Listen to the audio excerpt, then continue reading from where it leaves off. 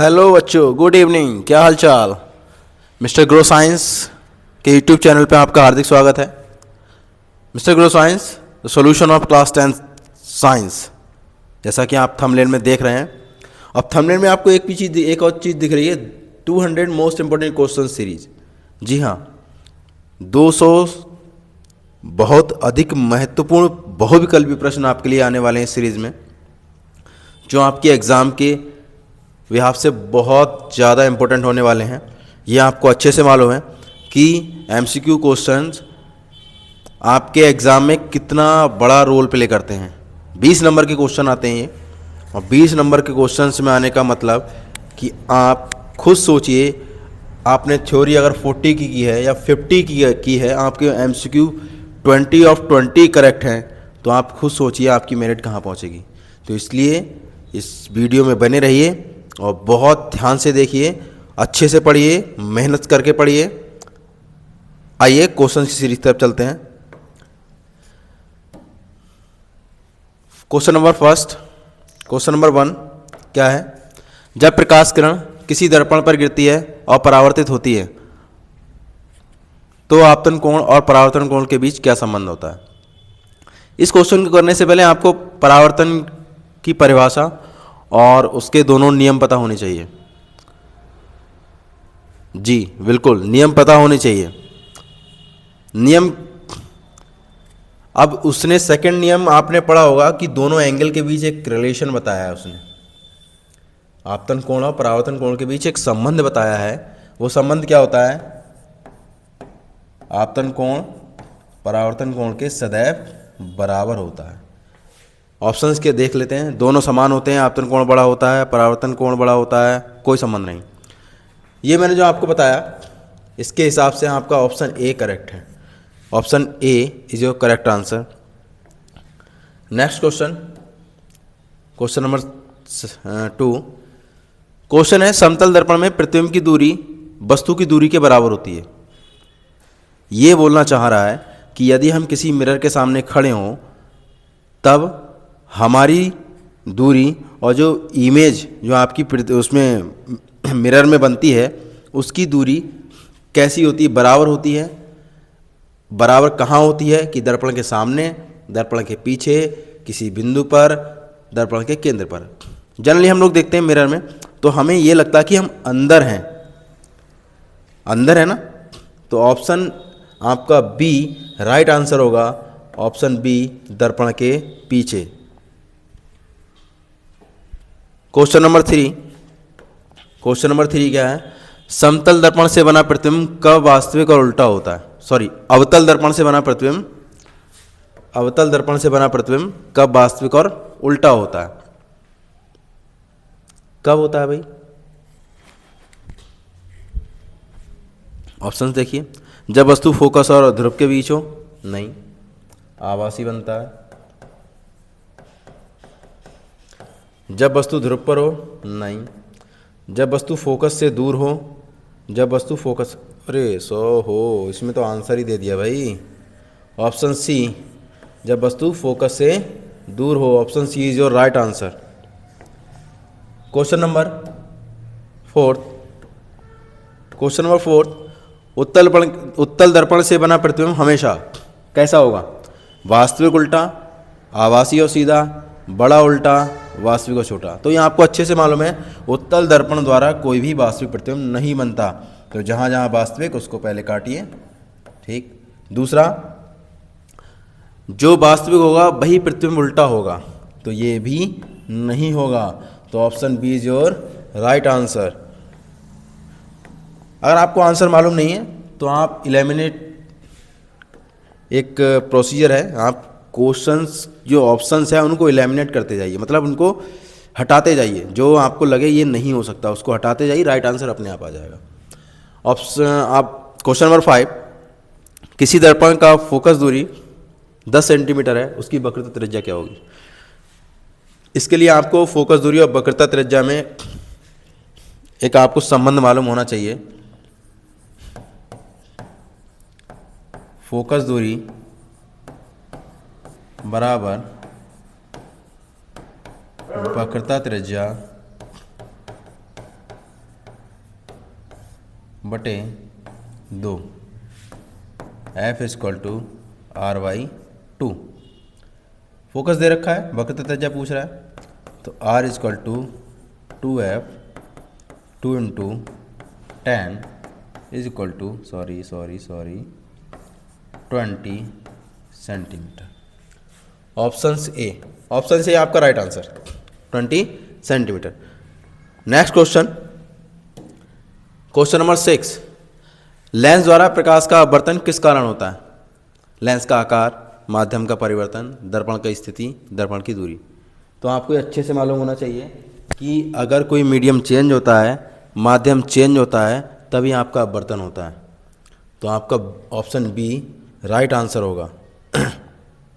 Option B is your right answer, माध्यम का परिवर्तन।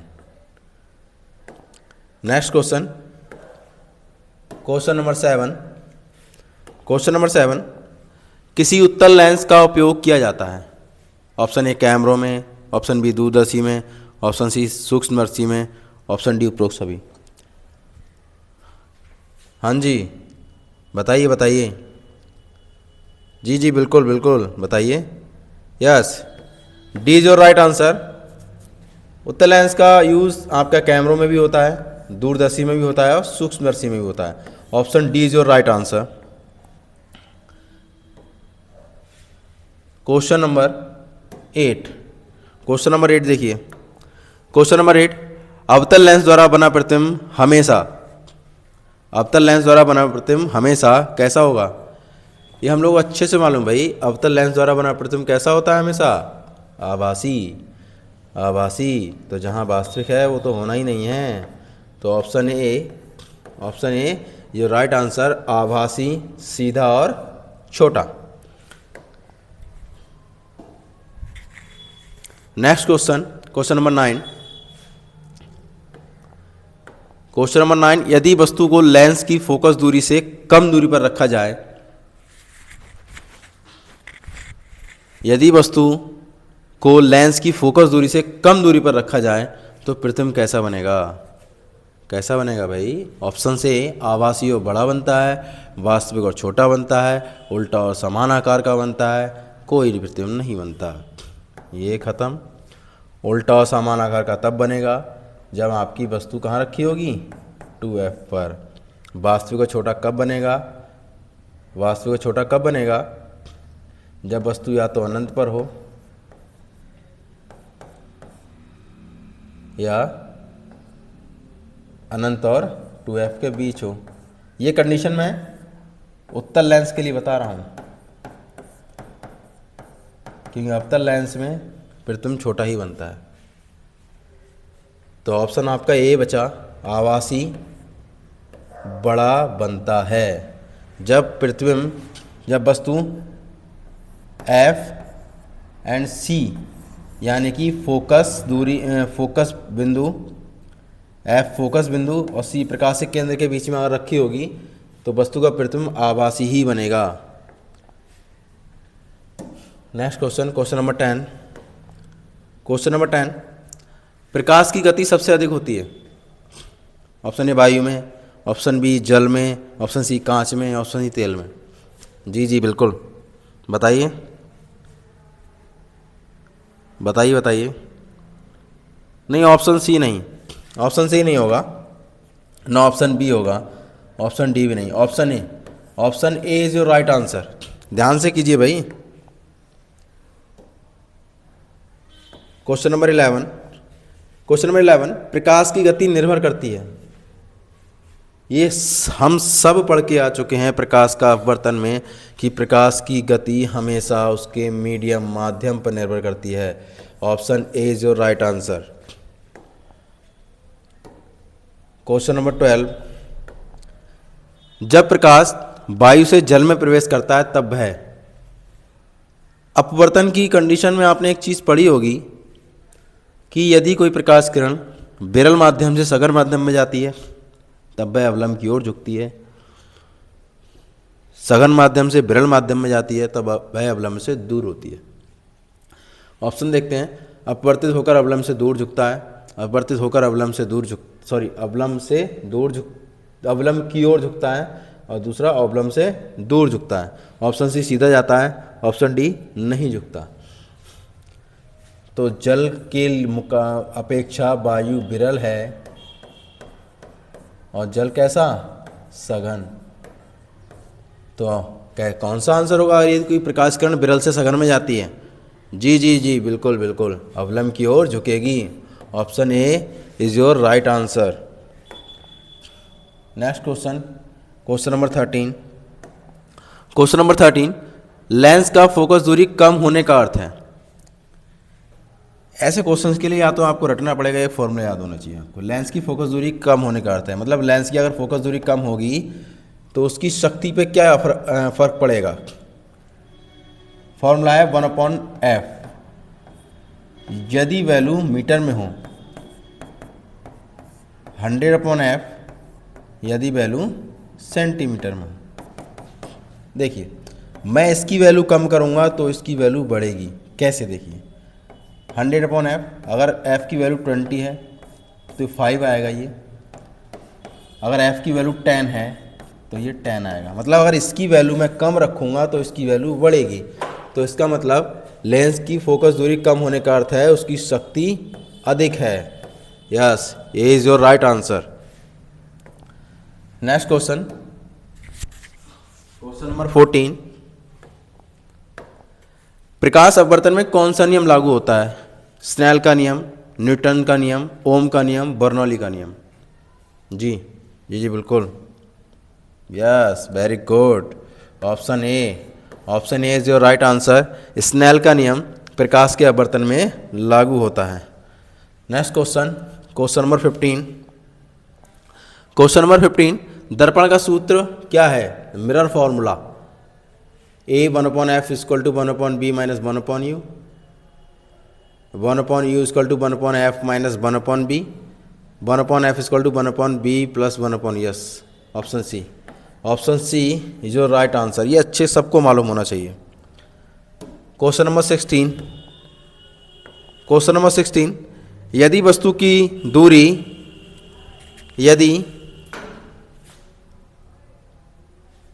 यदि वस्तु की दूरी 20 सेंटीमीटर, प्रतिबिंब की दूरी 30 सेंटीमीटर है, तब फोकस दूरी कितनी होगी? फॉर्मूला पुट कीजिए। वैल्यू आपको पहले से दे रखी है उन्होंने अच्छे से।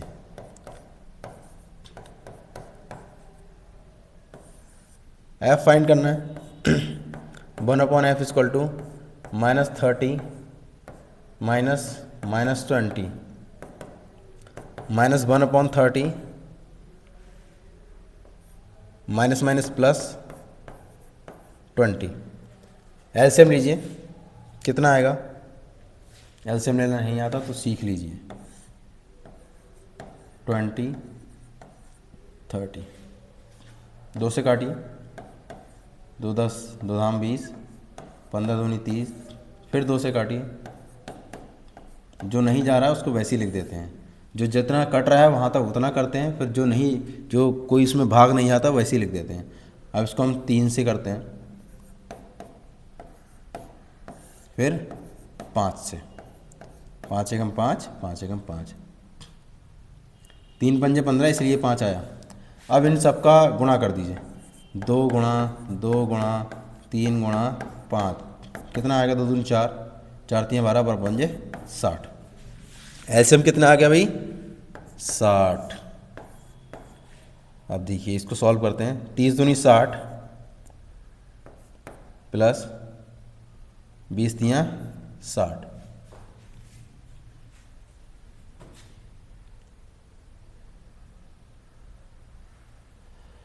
देखिए भाई कितना आ रहा है सॉल्व करने के बाद। 1/60, नहीं कहीं मिस्टेक हुआ, कहीं मिस्टेक हुआ।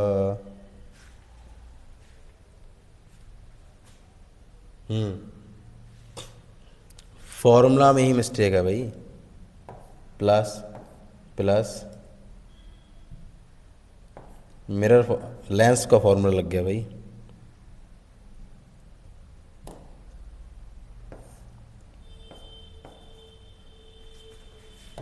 -5 -5 12 एफ इक्वल टू -12 सेंटीमीटर। जी option B is your right answer. Next question, question number 17। Question number 17, उत्तल लेंस के लिए लेंस सूत्र क्या है? ये सब हमको अच्छे से मालूम है कि लेंस फार्मूला क्या है, मिरर फार्मूला क्या है। देखते हैं options. 1/f equal to 1/b minus 1/u। Yes, ये इज योर राइट आंसर। जब आपको राइट मिल जाए तो नेक्स्ट पे जाने की कोशिश ना करें, टाइम वेस्ट करने से कोई फ़ायदा नहीं है। और क्वेश्चन नंबर 18, यदि किसी उत्तल लेंस की फोकस दूरी 10 सेंटीमीटर है और उसकी वस्तु 20 सेंटीमीटर पर रखी है तो प्रतिबिंब की दूरी क्या होगी? पहले वैल्यू लिखते हैं।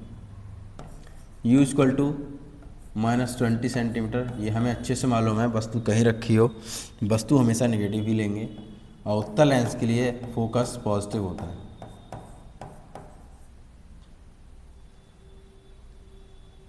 F10 फाइंड क्या करना है?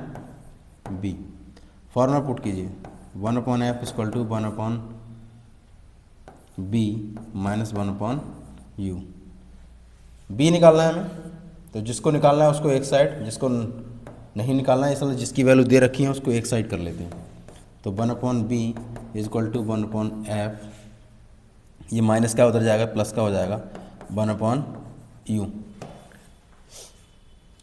वैल्यू पुट कीजिए, 1/10 प्लस 1/-20, 1/10 माइनस और प्लस माइनस 1/20, एलसीएम आपका आ गया 20, 10 2 जा 10 दूनी 20 और 20 से कम 20, 1/20।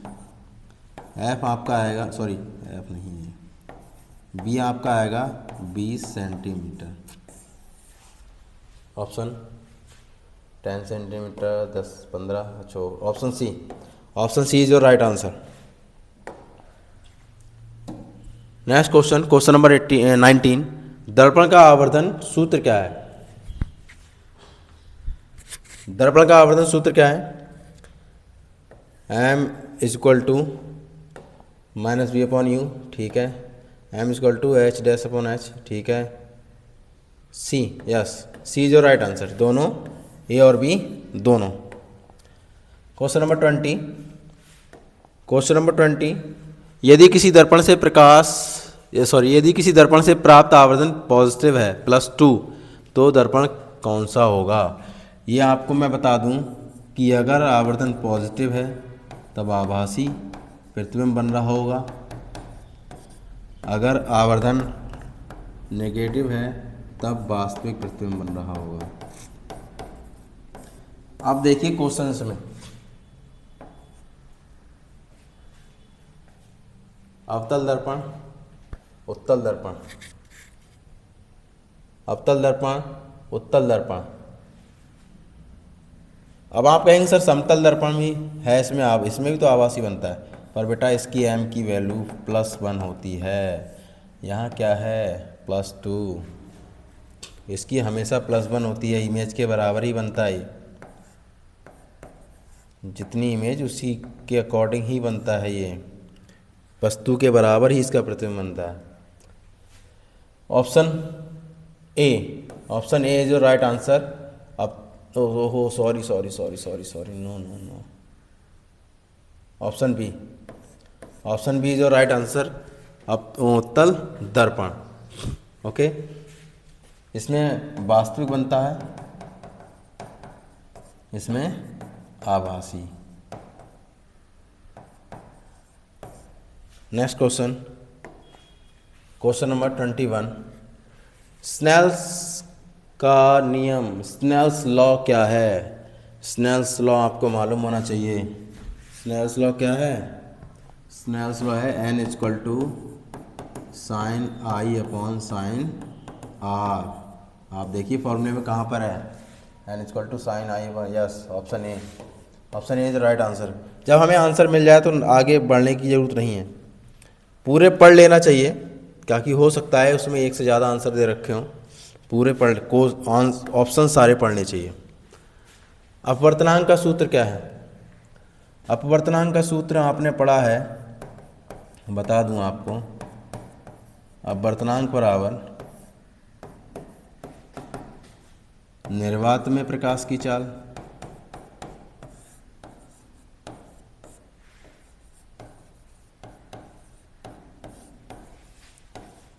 निर्वात में प्रकाश की चाल, सी से डिनोट करते हैं इसको,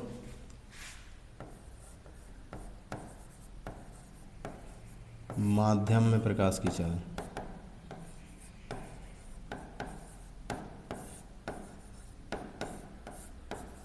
ये B, n equal to C upon B. देखिए भाई कौन सा है, n equal to B upon C, n equal to C upon B, n equal to 1 upon B. Option B is your right answer, n equal to C upon B. Question number 23, यदि किसी माध्यम का अपवर्तनांक 1.5 है तो उसमें प्रकाश की चाल कितनी होगी? अभी फॉर्मूला जो आपने किया उसको पुट कर दो, उसकी उसमें वैल्यू पुट कर दो, आंसर आपका आ जाएगा। क्या फॉर्मूला लगाया? n equal to C upon B. यहाँ पर हम c की वैल्यू आपको सबको मालूम है, 3 × 10⁸ मीटर पर सेकेंड, निर्वात में प्रकाश की चाल। n दे रखा है, b निकालना है। मैंने क्या बोला, जिसको निकालना है उसको एक साइड, जो दिया है उसको एक साइड। इसके नीचे एक है, कुछ नहीं है, तो ये नीचे जाएगा, ये ऊपर जाएगा।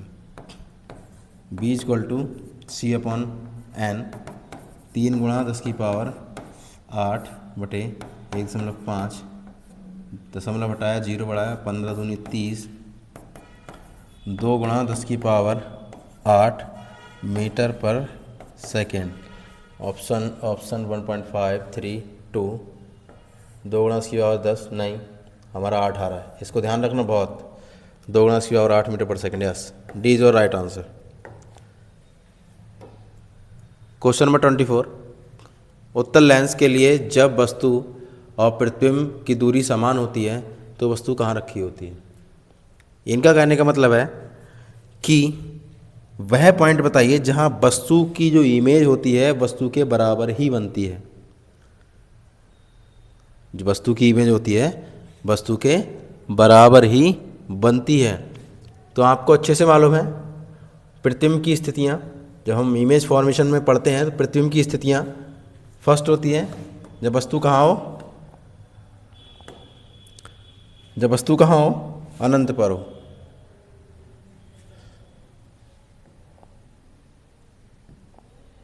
फर्स्ट है जब वस्तु अनंत पर हो, तब छोटा बनता है प्रतिबिंब।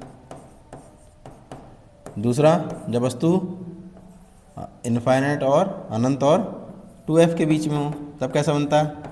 छोटा बनता है। तीसरा, जब वस्तु 2f पर हो, तब कैसा बनता है? वस्तु के बराबर, वस्तु के बराबर। क्वेश्चन भी हमारा ये कह रहा है जब वस्तु और प्रतिबिंब की दूरी समान हो तो वस्तु कहाँ रखी है? प्रतिबिंब वस्तु की दूरी समान हो तो वस्तु कहाँ रखी है? 2f पर बराबर बनता है। और कहाँ बनता है? 2f पर ही बनता है। कहाँ बनता है? 2f पर।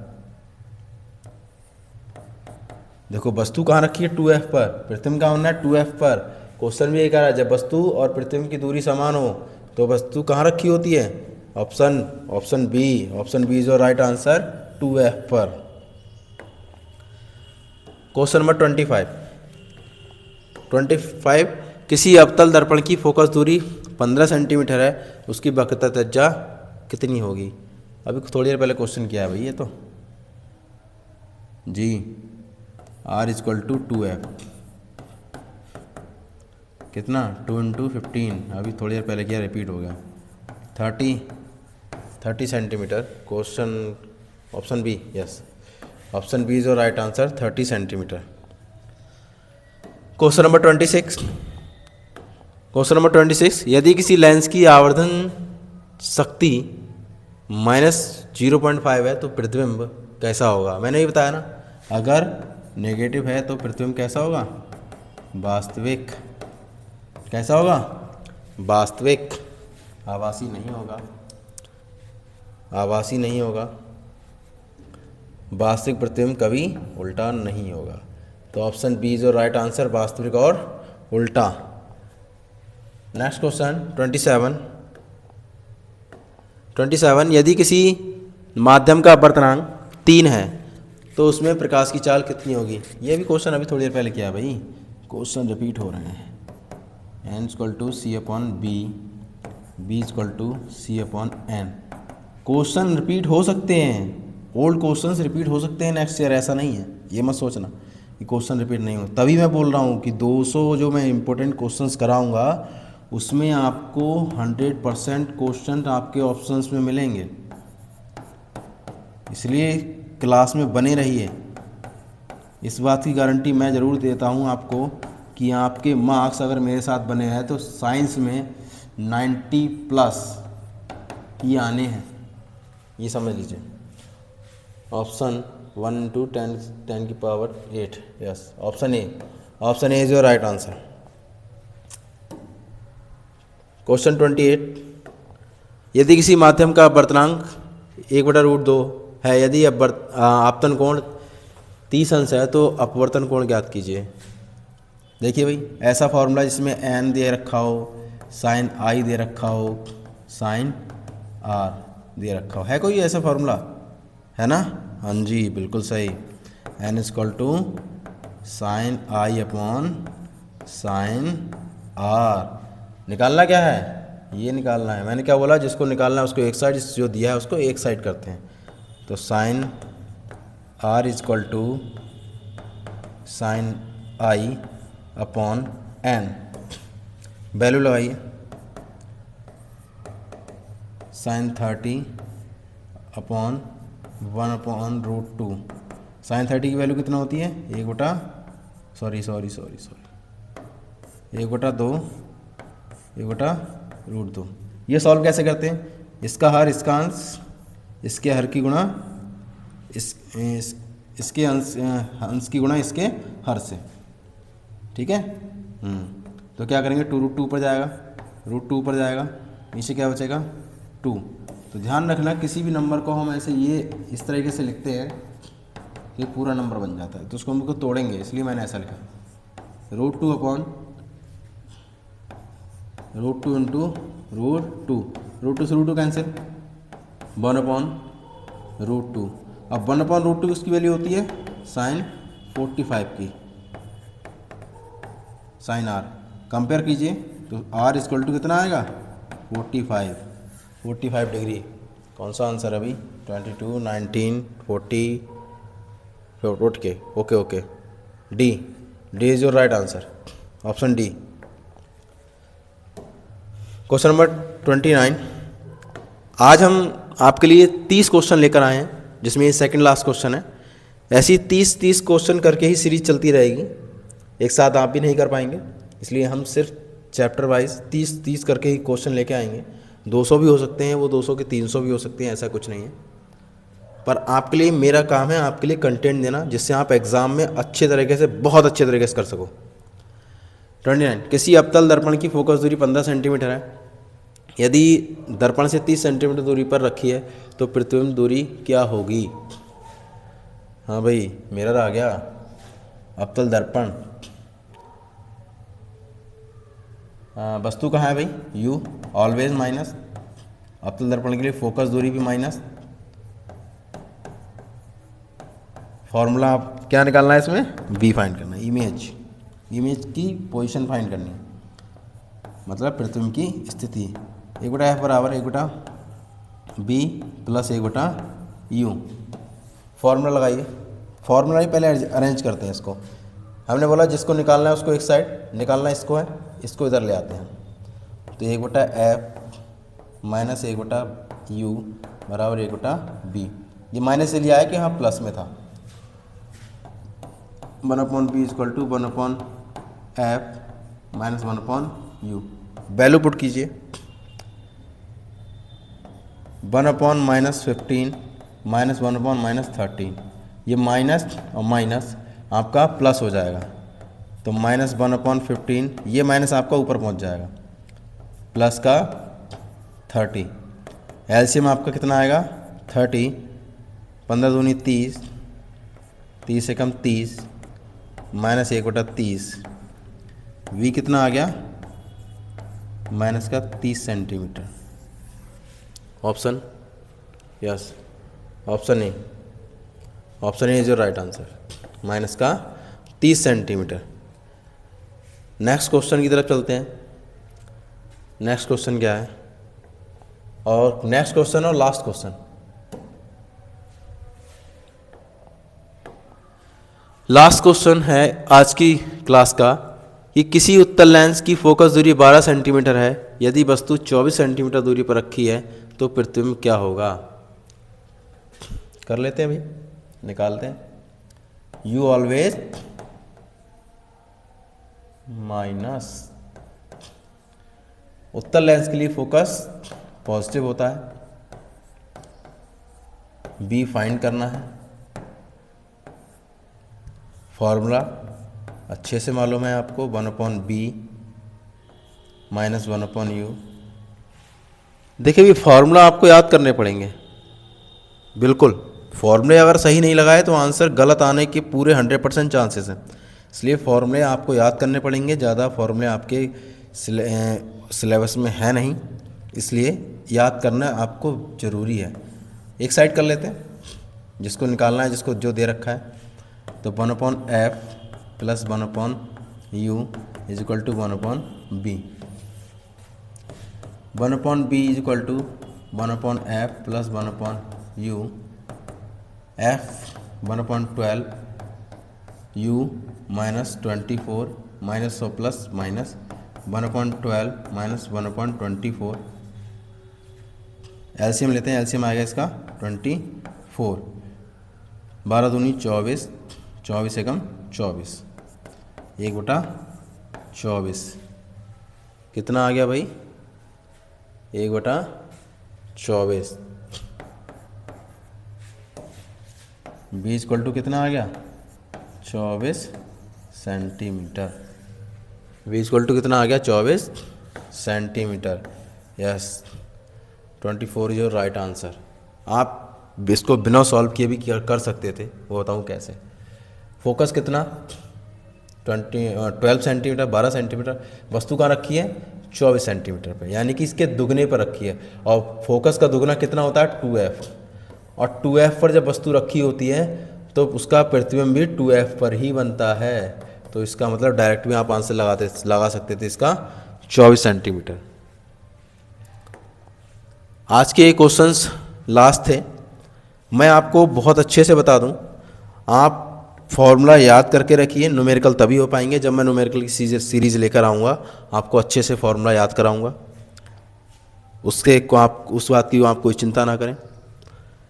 लगातार क्लासें मिलती रहेंगी आपको, क्लास में बने रहिए। और ये गारंटी मेरी है, एग्ज़ाम जब तक आपका एग्ज़ाम होगा तब तक बना रहूँगा और आपके लिए मोस्ट इम्पोर्टेंट क्वेश्चंस लाता रहूँगा, जिससे आप एग्ज़ाम को बहुत अच्छे से और बिना किसी स्ट्रेस के क्लियर कर सकें। क्लियर के साथ साथ मैं गारंटी देता हूँ आपकी साइंस में अगर मेरे साथ बने रहे, साइंस में 90% से एबव भी आपके नंबर आएंगे। पर शर्त एक है, मेरे साथ बने रहिए। मेरे क्वेश्चंस जो मेरे करा रहा हूँ उन क्वेश्चन को करते रहिए, रिविज़न्स जो करा रहा हूँ रिविज़न्स को करते रहिए।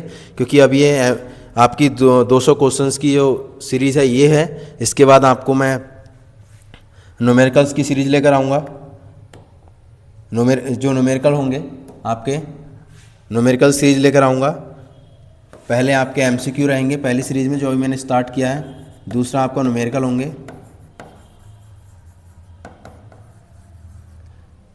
थर्ड आपका थ्योरेटिकल क्वेश्चन होंगे, जो थ्योरी वाले क्वेश्चन होते हैं वो होंगे। फोर्थ में आपको लास्ट में मैं आपको जो आंसर राइटिंग है, सबसे बड़ा रोल इसी का होता है एग्ज़ाम में, आंसर राइटिंग। आपकी लिखने की तरकीब क्या है, लिखने की कला क्या है, आप किस तरीके से आंसर देते हैं, ये सबसे बड़ा रोल प्ले करता है आपके एग्ज़ाम में। कॉपी क्लियर होगी, टीचर को अच्छी लगेगी, बहुत नॉर्मली कॉपी चेक हुआ है। कॉपी कभी भी गंदी नहीं होनी चाहिए, इसलिए मैं आपको ये बिल्कुल कराऊंगा आंसर राइटिंग। आंसर राइटिंग कैसी होनी चाहिए आपकी, ताकि एग्ज़ाम में मार्क्स गेन करने में इसका भी एक बहुत बड़ा रोल होता है। किसका? आंसर राइटिंग का। ठीक है, क्लास देखने के लिए धन्यवाद, थैंक यू। आपसे एक रिक्वेस्ट है कि इस चैनल को शेयर करें, सब्सक्राइब करें। जिन बच्चों तक नहीं पहुंच पा रहा है कंटेंट, उन बच्चों तक भी ये पहुंच जाए। सीरीज ये लगातार चलती रहेगी। Good night, bye.